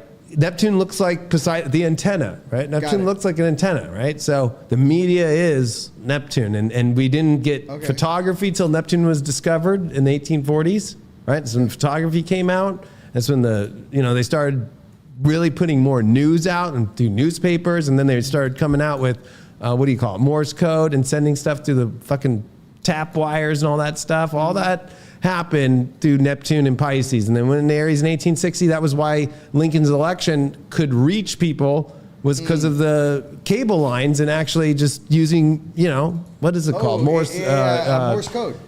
But there's a name for it that I don't remember it at the moment. But, there's going to be a divide that feels so extreme. And we have to remember, it's part of the feeling of it, but it's going to be interesting because when it comes into Aries, there's going to be a fight, and there's a fight for the right side. And whether, that's the weird thing about spirituality is I always remind people, like, astrology helps us because it's like, there is the sign of Aries, and that does rule war. Doesn't mean it's going to be the same kind of war you think, but it's like in life, God's fighting a war constantly. Right. We all fight a war to survive just in our lives. But there is a point to where when Neptune, the planet of spirituality, but also psychosis, goes all flip around. Like, it's so crazy. But when it comes to the sign of Aries, it's about starting to identify what has been so in the shadows for the last 14, 15 years of Neptune and Pisces that has been kind of hidden, becomes way full scene. Right. So there's going to be a lot of the beginnings of all these. It's going to be, I feel like disclosure is such a little word compared to what's about. There's no word to describe what's happening, but I think spiritually it's with all these systems that are going to be coming down, it allows humanity to be more empowered individually, right, and not be so reliant on these systems that don't feed us back energetically. I have some insights, I think, too. When you were describing that, just like we did last time when we did that video together. So 1860, Lincoln comes in, South secedes, right? And by the way, just so the history is correct for people, Lincoln isn't inaugurated. He becomes elected president. The South decide to form a state convention in South Carolina and say, you know what, he's going to get rid of slaves. He never said he was going to get rid of slaves. He said on the campaign trail, I'm not going to allow new territories that will become states to be slave states. That was it. Dude, I think I got it. So then, but right before the inauguration, which used to be in March then, right, Neptune goes into Aries, and a bunch of states start to secede from the Union without anything even being done yet. The idea that was propped around in the Southern newspapers that they intentionally got the South to get all the people who didn't own the slaves in the South to join the force and create the Confederation, right, and go fight their war for the less than 1,000. It was like 1,000 people owned slaves. That was it, right? They was all wealthy people. You're going to love this. And the millions of people that died over following this bullshit. It's the same thing I see here in California, right? Where they're like, oh, you all without any money and we're taxing all the crap of you. You need to rise up for our causes. Same thing. That makes sense? It does. And I needed all of that historical reference. This is what I'm getting. Back in the day, 1860 was real slavery, right? Right. Now it's debt slavery. Yeah. It's the end of debt slavery. So maybe that Nasar Jasar, maybe the abundance, maybe it's a foreign currencies, maybe it's an RV or an RI, maybe it's a new global financial reality with the banking and whatnot. We already had the SEC, the new SEC chair for crypto, say that the golden age is about to begin for the digital assets in America. What I'm thinking about it is 1860, the South secedes, right? Yes. But it's almost like a frequency dropped of the old way compared to the new way. And maybe the old dropping off is that debt slavery, is the old way of thinking, and that new abundance or the new golden timeline is where we're going up, is what I'm trying to say. That may be the moment in time of the bifurcation.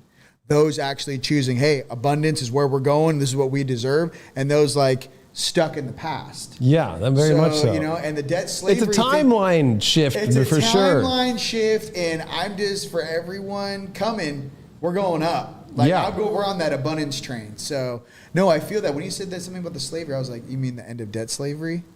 That's what came up for you. That's interesting because it's the end of debt slavery, because that was the main thing, back in the day, the same time frame. It's also like a psychological slavery of like 100% things that don't have any common sense to them. So it's kind of like, because then you add Pluto and Aquarius. That's when the Revolutionary War, and it was Thomas Paine who created common sense, and that was actually what George Washington forced all of the troops to read, was understanding of common sense. That's why you hear Trump always say common sense. It actually is not a new idea. That came from the Revolutionary War. Right now? Yeah. So, and it's the same transit of common sense. Thomas Paine, 1776. I don't know. You got me going here. I'm like, we're in a revolution right now. Like, I know. We're in the middle of it right now. Right now. So it's going to be interesting because the time period we're doing the event is when, it's funny, you and I have never said critical mass together, but my audience knows I've been saying that for like the last year. Yeah. That the astrology is hitting critical mass. Yep. Then you're feeling that. 100%. So it's it's a very singularity based event. Yes. That's what it's very much. And so when I hear Sam Altman saying that, on his Twitter with AI, like, we're about to reach singularity soon, I believe him. Yes. The astrology says it, the spirituality says it. Yes. And so, this idea of ASI, because a lot of people that aren't into AI don't get it, like AGI, and that's one thing. That's like, okay, it can understand how to think. Okay. No, ASI is it being conscious, right? So that's what's crazy is, what if it's also the separation from the soulless beings and the soul beings, understanding that. Right. But then it reminds me of in The Matrix, because you brought up Agent Smith in number 4, when he says, fuck you to the fucking new architect. Right. And joins and helps Neo. Yeah. Right? He goes, fuck you. I'm on my own. And that ripples the whole fucking thing. The whole thing. That's the sentient AI. You know what I'm talking about? Yeah, correct. Yeah. You know what I mean? There's even the AIs are going at it. People are thinking like, us organics. No, there is sentient AI that is good. Right. Yeah. So it's awesome. It's it's going down. I don't know. It's going up. There is huge changes, and all I can say is, what they just got when you were speaking, what they just said was, it's a ceremony. Our conference, Rise of the Guardians, March 29th, March 30th. Is truly a ceremony symbolizing the change of the guard on planet Earth, as far as like having a moment for all of our friends and family to come together and be like, we were there when it happened. Right. And we were actually together. You were not home alone in Germany or France watching it on TV. No, we were all together in the auditorium, boom, when it happened. I think that just saying ceremony with your friends and family, just... It's very like 4 wands. Formal. It's very like we're having a galactic prom or the galactic ball. You're holding right. Everything. We're gonna be in gowns. Okay, let's put this together. Let's put this together. It's at the great transition of the end of debt slavery. Happens to be at the same time, 1860, as when Lincoln took over and the South seceded. One belief system being the right one, being the end of slavery. Right. The other one being the old world or the old way of thinking. And to symbolize the ceremony, we have the host of hosts, the DJ of DJs, the Leo of Kings, going to be our personal DJ and speak. But I'm saying we're having a ball. And I'm thinking about everyone's there. Had like a view of like, where were you guys? We're in tuxes. We're like, oh, you weren't there? Like, we're going to be there to the nines. So I think it's there literally cannot be another astrological event or calendar timing of day that'll ever happen again in history. That you could relive the vibe that happened in 1860 in the spring of 1860. It was actually the late winter, early spring of 1860. Same exact. And that's what's crazy. Do the math. It's 2025. What was the year? 1860. What's Neptune's orbit? 165 years. Look, bro, it's exact. It's exact. I had no idea. For it's everyone exact. out there, I'm excited. So it's and I was going to also say that us being out there, I love that you brought up the ball, because it's one of the most amazing events that is ever going to happen, even though to some and many it won't look that way outside. Right. But I think it's going to be important to be around people that understand what's happening. Yes. And I think that it's going to be also a good time for people to realize that this is such a moment that warrior in Mayan, because Aries is war and warrior. And so this is the last Aries eclipse with the North Node that was in Aries for the last 18 months. Now it's in Pisces, right? It's like, this is the last of the Aries eclipses in the North. That's not going to happen again like the one we did last year or this year for another 18 years. Right. Okay? But warrior in Mayan tradition is the truth tellers. That Mayans looked at warriors as, the wisdom truth keepers, and the ones that are not afraid to speak truth. That's how Mayan culture always looked at it. Right. And really that's how, if you look back at the ancient warriors of looking at like crusaders or going to Norman knights, or really the idea of like a warrior was about God and truth and speaking truth. That it's not about bloodshed. It's not about that. So it's also at the same time a fucking solar eclipse happening as this entrance is happening about truth warrior. And that's what's going to be crazy is Neptune and Pisces is great for us to do all of our deep spiritual work. It has to be done in Aries down in the fire sign, in the cardinal sign, the very start of the astrology of a new world. That you have to wear the avatar of your soul exteriorly now. Right. That's another way to look at it. You have to be 100% embodied. Yeah. And, you know, this is the real deal, dude. As far as it's go time, I'm also feeling very important for a lot of people that have great visions and great dreams.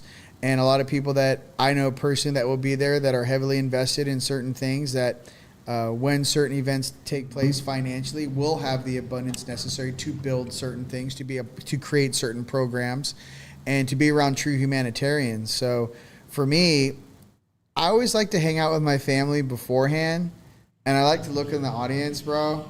And I like to see who's there. I know. Because I'm telling you, I took that picture. It's on my Facebook of all of us in Bastrop. Right. Do you know how many times I've seen that? Like, who are the real homies that showed up? Boom. Right. They're right there.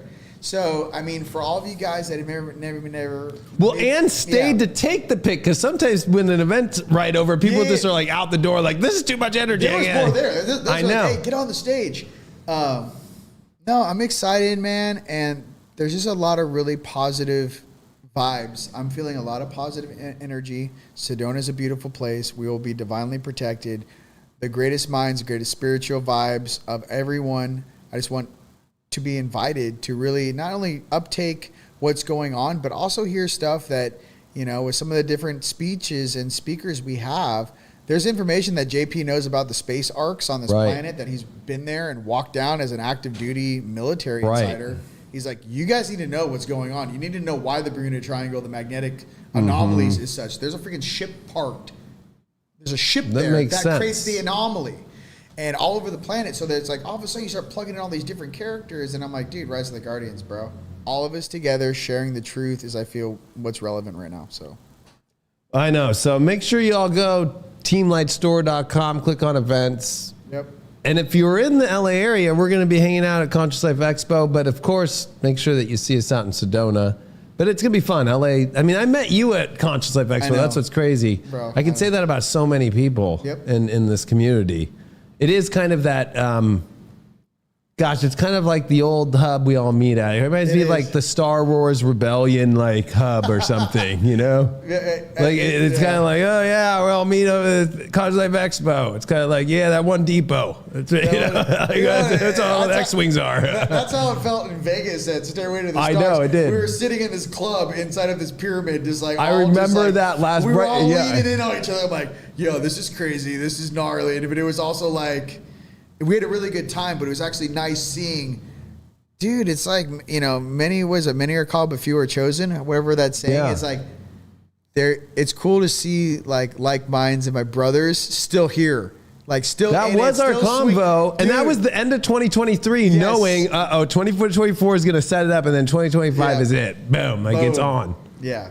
So no, this has definitely been a That's journey. crazy. I'll never forget that convo with you, dude. We were sitting at that fucking bar stool, like or that booth, and we're watching the DJ, and I was going to go on. I was the headliner at the end of it. It was like on a fucking Monday night or Sunday night or whatever it was. We were all exhausted. And we're all exhausted, and I'm like, and that was our convo. Was like, man, can't believe this is what's left, but. Seeing the coolness of like who's still around and all that. That and like, you know, earning your spot, bruh. Like earn your seat 15 years deep doing it. Yeah. You know, you're saying 15. It's like when you earn your spot, there's something no one can ever take away from you. That's true. You know what I mean? And we've definitely earned our spots. So that's what I feel. I'm excited, bro. Yeah. And I will say, I think that I know there's so many eager people in this world that want to come into this world. Erase all you know about how to become famous or the next cool light worker. Nobody wants that. Don't be the next Jay Shetty, like, you know, kind of energy. Like, It's not what people are want. It's not the thing. It's not. Trust me, it doesn't work. It's not about let me get the new book deal and the new thing and It's not it. If anything, it's just doing the work and being an awesome person with the awesome people around you. That is where the gold is. It's not a tangible idea in your mind of this. They're programming it like Hollywood programmed it. And people aren't seeing that yet. As somebody who's been through that in the spiritual community, been on TV for being an astrologer and all that, and why you don't see me keep doing it, because I'm like, they're trying to fucking do the same shit. Right. You know? I felt like Eminem there for a second. You're like Jay Shetty, and I was like, who? Yeah, exactly. No, it's true. Like, I mean, who? you know. No, I'm just kidding. No, everyone out there, man. I'm sure he's a great guy. I don't know. But He just said that he was a monk for like 8 years, but, you know. There's 12-year-old Tibetan children in Tibet that probably would say the same thing. Yeah, and they wouldn't leave. They wouldn't leave. No. What I can say right now is that prepare. Like, I'd like to leave you guys with some words of wisdom. Just be calm. Have your routines. Everyone has their own routines and how they calm themselves, how they ground themselves, how they take their bliss and their physicality to like 100% homeostasis. If that for you is getting up and going for a run, going surfing, going for a walk, maybe you get home from work and you go to the gym, you steam. Stay consistent all the way through these next weeks. Definitely, it's going to help keep you sane. When the electronics and the stuff get a little bit too much, turn off the TV, dude. Too much phone time, pause for a little bit, okay? With the EMF stuff, pay attention to that. But if you guys do have a lot of electronics, on Amazon, there is something called a green wave. I believe it's 1 or 2 words. Green wave, it's a power adapter you put on the wall, but it helps remove the dirty electricity from the walls. We're trying to remove, and like I said, you can't run away from this stuff. You talk about it all the time. Yeah. So all you can do is try to negate the effects. Yeah. Try to get some Japanese foot baths. Really do help pull heavy metals out of your body. There's plenty of detoxes to do. There's plenty of baths you can do with certain types of clay, bentonite clay. But take the next steps, because the speed is just going to get faster. And I can just say for everyone out there, if you guys are having some racing thoughts, you guys are having some racing heartbeats, before you have a reaction, kind of stop, sit with yourself for a second. Make sure you've done your cross checks, that if you've done everything in your power to make sure that you're in a calm, confident, grounded position, then make a decision. And I say that just because there is frequency modulation going on. There is a lot of new energies coming. There's a lot of new energies coming from our sun. Okay? Yeah. But just pay attention to that and chill. Like, before you make any drastic decisions, right? Just chill and really meditate on it. And I say it for anyone all the way up to, like, I said, the great transition, which is coming. Just stay on the right path. That's all I'd like to say about that. I love that. And to piggyback off you, like, there's so many weird stuff we don't know now in our soaps. Go get cast iron soap. I have a tobacco vanilla. It's all natural with olive oil and shit. Nice. And it's better than ever. I mean, like, you could, and I don't think you need to race so fast. Because what I've learned in this process is, if you're trying to change your whole life in one day and do it all in 2-3 days or 1 week, you are going to fail miserably and be more upset. So it's kind of like those, it reminds me of the hermit. Like, we're all holding that light, and he's not tripping out about anything. No. But he has the wisdom to understand. He's got those little things. So it's the small steps. And I love that you said to calm yourself down when you turn the TV off. There's also, I have an electromagnetic meter of understanding. So, like, I place anything to where I go, is this around me? Oh, it's not. So I know that this area in my house doesn't have the EMF around. Right. So you know where to go. Because some people might be like, okay, I turned everything off, but really, no. It's still going through your the wall. neighbor's Your Wi-Fi router and Starlink shit now. And, you have to know that you can find the place wherever it is. I actually brought you some gifts. I got you some large black tourmaline shungite electromagnetic grids. Beautiful. To shield your place and your stuff. Yeah, I brought them for you. I mean, and there's holograms that you can buy. There's so many cool. That's what's going to be the cool technology stuff that's been known. I think a lot of us channeled it, especially you. Like, you're more of creating that kind of stuff than I am. Right. It's when you get hypersensitive, to certain frequencies that are not good for you. I mean, maybe up in Sedona, living in front of Thunder Mountain. you get so high frequency and you feel what it actually feels like to be an embodied, like in your soul, and not have all that stuff. And then all of a sudden you have to feel it and deal with it. You know what I mean? So I had to come up with stuff through different alchemies at teamlightstore.com as well. You can see some of the other meditation pyramids and EMF pyramids I make to kind of protect you from some of that electronic smog. But there's a lot of things that you get sensitive to, because I like my resting state to feel like awesome all the time. Yeah. So it's strange sometimes, but hey, we have to travel. We got to go to big cities. We got to do certain things. So again, certain tools or toolkits that I bring with me, and it really does help negate and try to reset my energy, because I would like to be in control of my energy, not my environment. You know what I mean? Right. Yeah.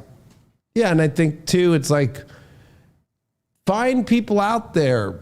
Like, you came down here, and it's like you came right here, and then you go see a friend that's in Newport, and then, you're going to college life, and it's not like you're going through this ride alone in life. No. Like, you know what I mean? Like, and I think we all have to have our alone time, but there's something about when you go out, like in the Matrix movies, do you think they just go out alone? They always go in loading avatar, and they fucking load that's the other thing, is express yourself, dress the way you want to. Don't look at what is everybody else doing? Do your own fucking thing. Be your own thing. Right.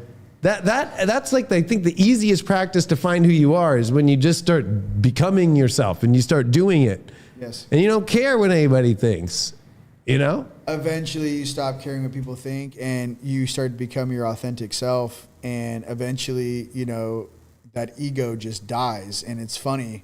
In Sedona, I always say there's 3 purges and probably 7 or 8 ego deaths. Yeah.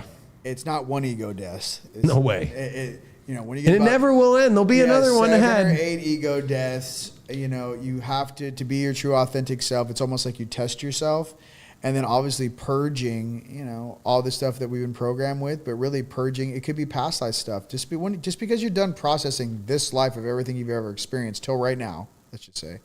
It doesn't mean you processed everything you needed to from past lives. It doesn't mean that there's other things from other multiple realities that you are existing in that need to be processed as well, different dimensions. So evolution is a constant up-leveling game, and there is no end to it. So good luck if you think you're going to figure everything out. You know what I mean? No, I know. Evolution is eternal. So, it's definitely a process.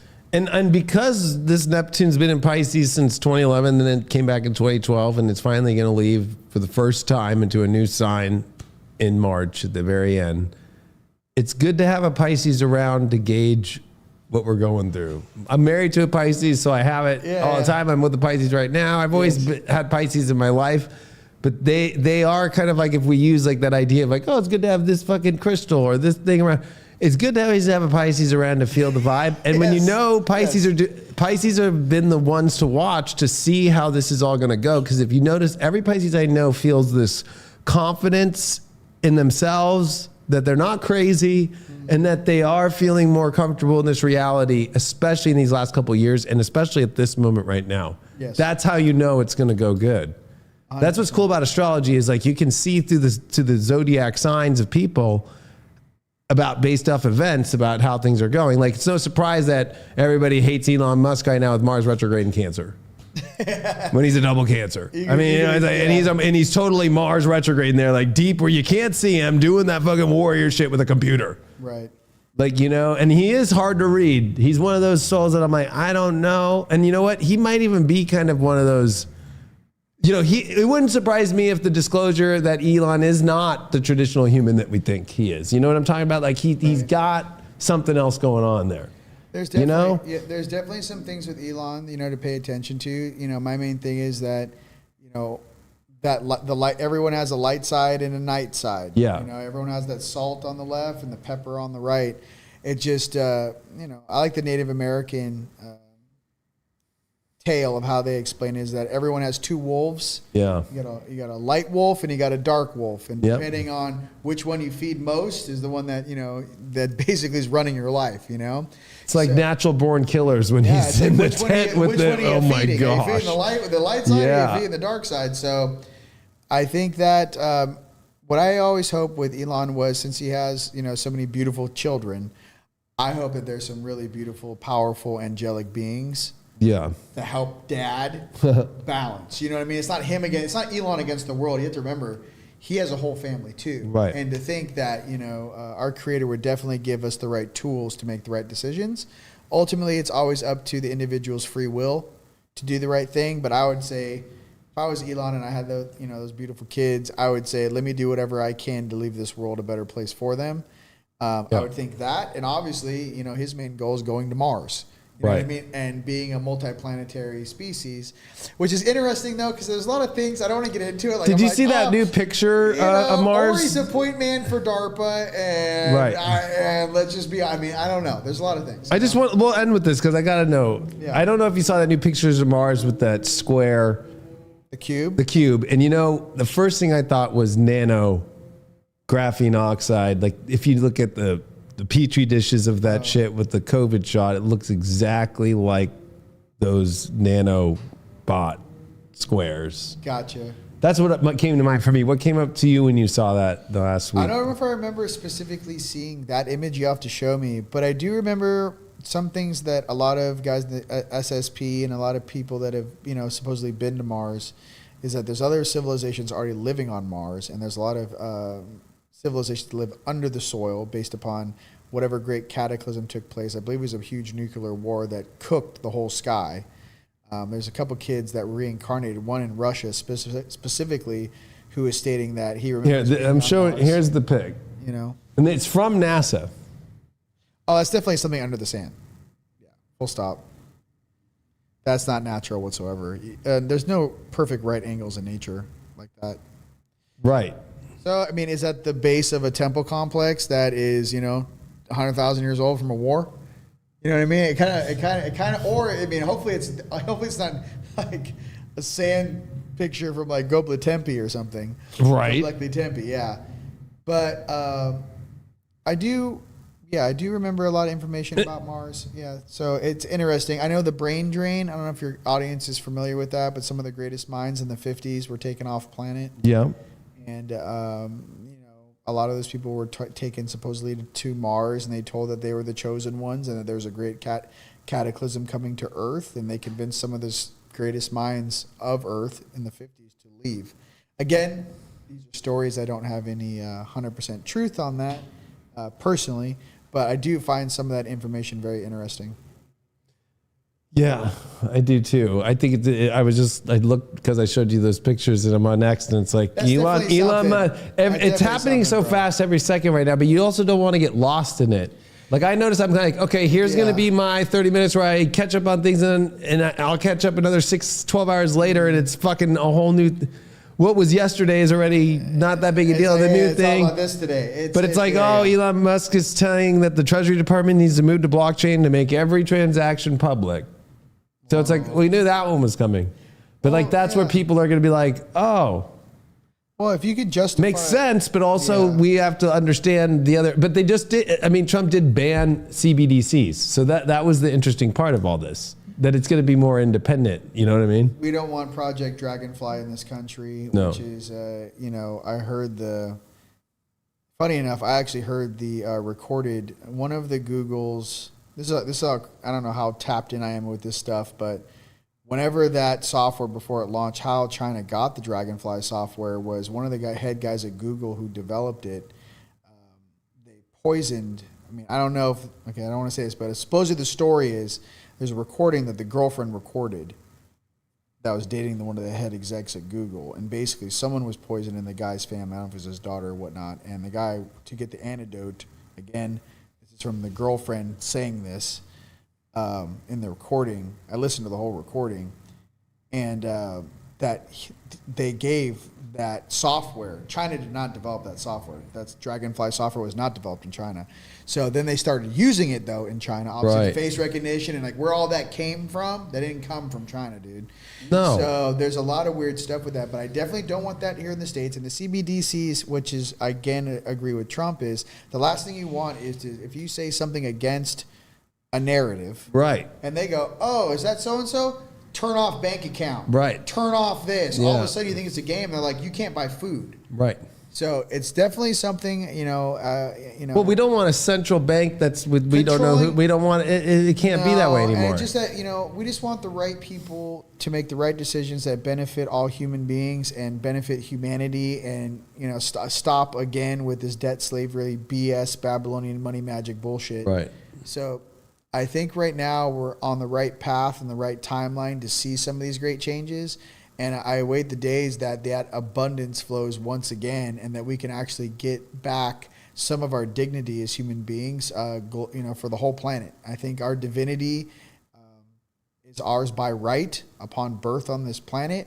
And I feel like our divinity is one of the first and foremost things that we should all be focusing on, especially when we're all out of survival mode and we're focusing on, this golden age, is to reclaim our humility, to reclaim our dignity, our integrity, and to truly become the brightest versions of ourselves, the best versions of ourselves, and really, kick this ascension off into, outer space, a whole other plateau. I mean, why not, people want to talk about ascension.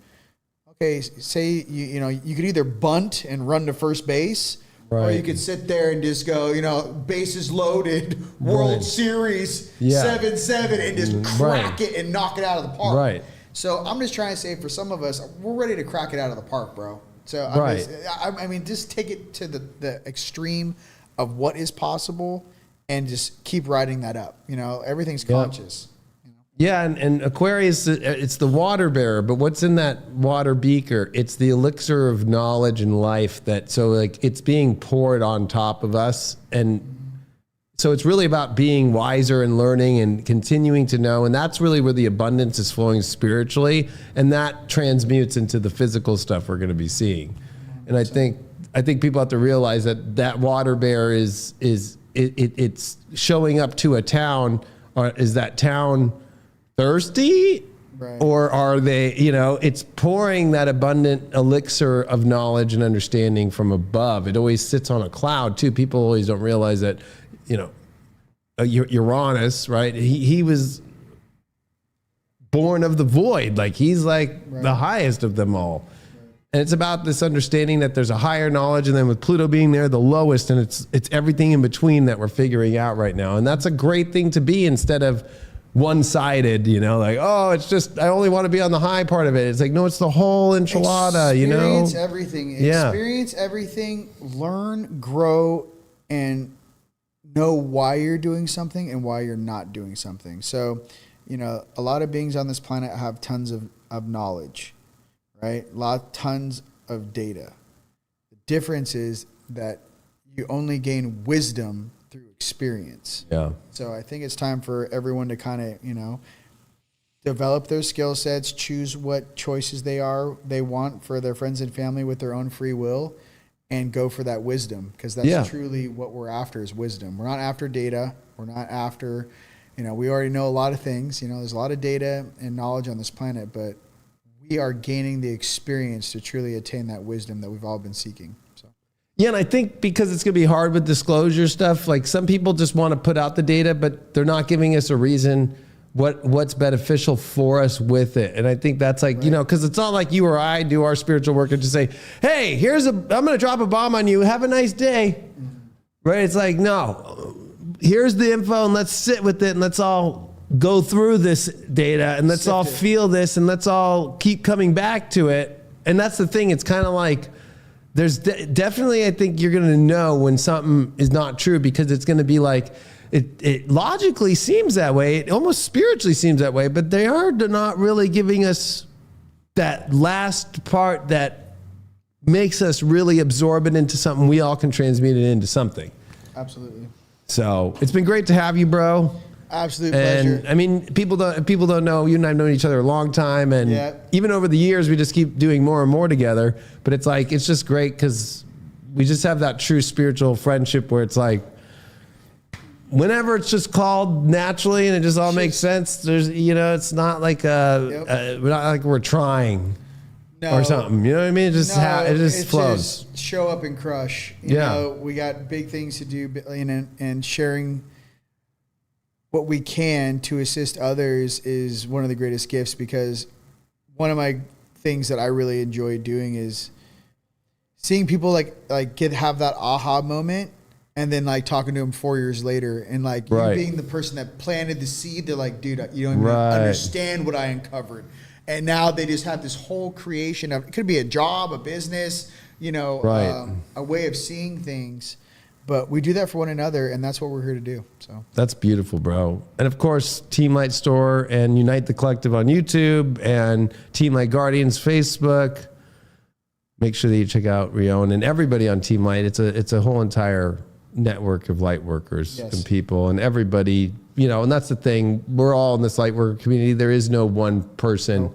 We're all in this together, and it really is the time for uniting all the collective tribes and all of us that do the light work. And the more that we do that, the more we're going to see things change quicker. It's kind of like what we all put into it is what we get back. So if you're just going to be lazy and want a disclosure and want all these things to happen and just sit there and wait for it, I would recommend getting more involved in your life, doing things back, like that's how it works. And so, well, I'll see you soon. And to those that are coming out to Conscious Life Expo, or especially coming out to what we're doing in Sedona in March, looking forward to seeing you. And we'll see you soon, Rion. Thanks so much. Absolutely. Adios, everyone. Bye.